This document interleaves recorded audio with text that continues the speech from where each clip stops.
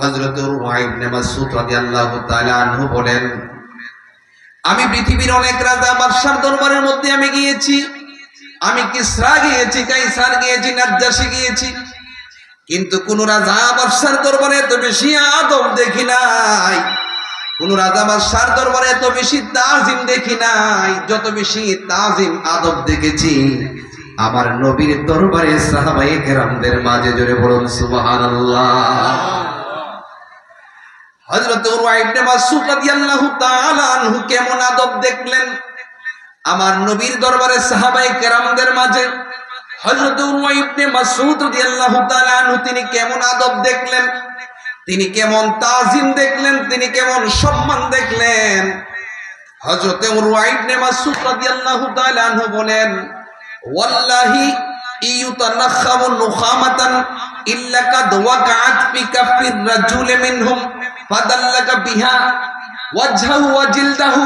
হযরত উরওয়া ইবনে মাসউদ রাদিয়াল্লাহু তাআলা আনহু বলেন, আমি দেখেছি আমার নবীর দরবারে সাহাবায়ে কেরামদের মাঝে এত বেশি আদব, আমার নবীর দরবারে সাহাবায়ে কেরামদের মাঝে এত বেশি তাজিম আমি দেখেছি।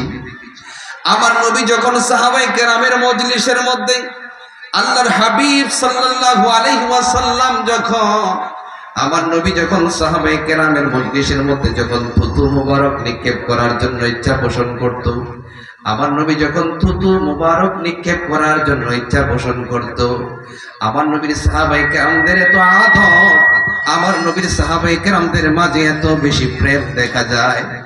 আমার নবী, আপনার নবী মজলিসের মধ্যে যদি থুতু মুবারক নিক্ষেপ করার জন্য যদি ইচ্ছা পোষণ করতেন, সাহাবায়ে কেরামগণ তাদের নিজের হাত এরকম ভাবে বিছাইয়া দিতেন। আমার নবীজির থুতু মুবারক গ্রহণ করার জন্য নিজের হাতটা এরকম ভাবে বিছাইয়া দিতেন। আর আমার নবীজির থুতু মুবারক হাতের মধ্যে নিয়ে সাহাবায়ে কেরামগণ নিজের চেহারার মধ্যে মাসে করতেন আর নিজের দেহের মধ্যে মাসে করতেন, কারণ আমার নবীজির থুতু মুবারক মেশক আম্বরের চাইতে আরো বেশি সুগন্ধি ছিল। এই ছিল এক নম্বর আদব। আর দুই নম্বর আদব কেমন ছিল নবীজির দরবারে সাহাবায়ে কেরামদের মাঝে? দুই নম্বর আদব কেমন ছিল আমার নবীজির দরবারে সাহাবায়ে কেরামদের মাঝে? দুই নম্বর আদব ছিল ওয়া ইজা আমারাহুম ইবতাদারু আমরাহু। ডান হাত তুলে বলেন আল্লাহু আকবার। আর জোরে বলেন আল্লাহু আকবার। আমার নবীর দরবারে সাহাবায়ে কেরামদের মাঝে দুই নম্বর আদব ছিল, আমার নবী যখন সাহাবায়ে কেরামদেরকে কোনো কাজের জন্য নির্দেশ করতেন, সাহাবায়ে কেরামদের মাঝে একটা প্রতিযোগিতা হতো, আমার নবীজির নির্দেশ কোন সাহাবীর আগে কোন সাহাবী বাস্তবায়ন করবে। আমার নবীজির সাহাবায়ে কেরামদের মাঝে একটা প্রতিযোগিতা হতো। জোরে বলেন সুবহানাল্লাহ। আর তিন নম্বর আদব কেমন ছিল? তিন নম্বর আদব ছিল ওয়াইজা তাওয়াদ্দা কাদু ইয়াক্তাতিলুনা আলা উদুইহি। আমার নবী যখন উযু করতেন, সাহাবায়ে কেরামের মজলিস থেকে যখন আমার নবীজি উযু করার জন্য অবস্থান করতেন, আমার নবীজির উযুর পানি গ্রহণ করার জন্য, আমার নবীজির উযুর পানি কোন সাহাবীর আগে কোন সাহাবী গ্রহণ করবে, সাহাবায়ে কেরামদের মাঝে একটা প্রতিযোগিতা হতো। জোরে বলুন না সুবহানাল্লাহ। আর চার নম্বর আদব ছিল ওয়াইজা তাকাল্লামা হাফিযু আসওয়াতাহুম ইনদাহু। যখন আল্লাহর হাবিব সাল্লাল্লাহু আলাইহি ওয়াসাল্লাম যখন সাহাবায়ে কেরামের মজলিসের মধ্যে কোনো কথা বলতেন, সাহাবায়ে কেরামগণ আমার নবীজির কথাগুলো অত্যন্ত মনোযোগের সাথে, অত্যন্ত আগ্রহের সাথে আমার নবীজির কথাগুলো মহব্বত করে শ্রবণ করতেন। জোরে বলুন সুবহানাল্লাহ। আর জোরে সুবহানাল্লাহ।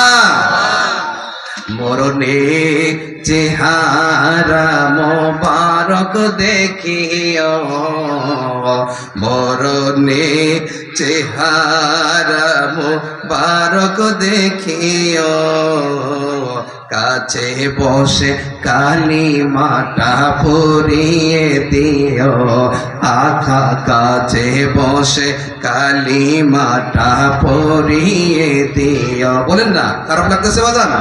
জোরে বলেন না, মহব্বত করে বলেন। মরণে চেহারা মোবারক দেখিও, মরণে চেহারা মোবারক মোবারক দেখিও আকা কাছে বসে কালিমাটা পড়িয়ে দিও আকা কাছে বসে কালিমাটা পড়িয়ে দিও রোজা মোবারক বারবার ডাকিও কদম মোবারক চুমিতে দিও আকা কদম মোবারক চুমিতে দিও রোজা মোবারক বারবার ডাকিও কদম মোবারক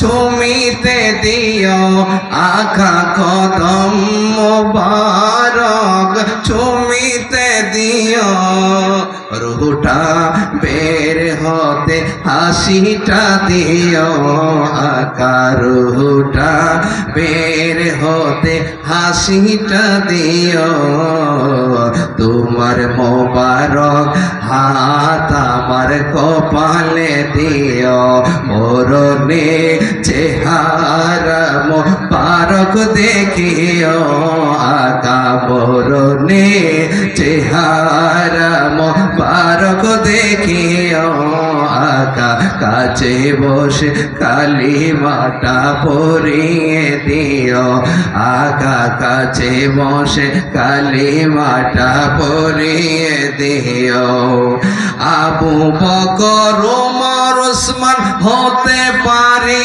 নাই বেলায়েতের সম্রাট যিনি তার মতো প্রেম নাই ঠিক কিনা বলে আবু বকর ওমর ওসমান হতে পারি নাই বেলায়েতের সম্রাট যিনি তার মতো প্রেম নাই হায় হায় গোলাম যারা তাদের সাথে আমায় রাখিও আকা গোলাম যারা তাদের সাথে আমায় রাখিও তোমার মোবারক হাতে পানি দিও মরণে চেহারা মোবারক দেখিও আকা মরণে চেহারা মোবারক দেখিও কাছে বসে কালিমাটা পড়িয়ে দিও আকা কাছে বসে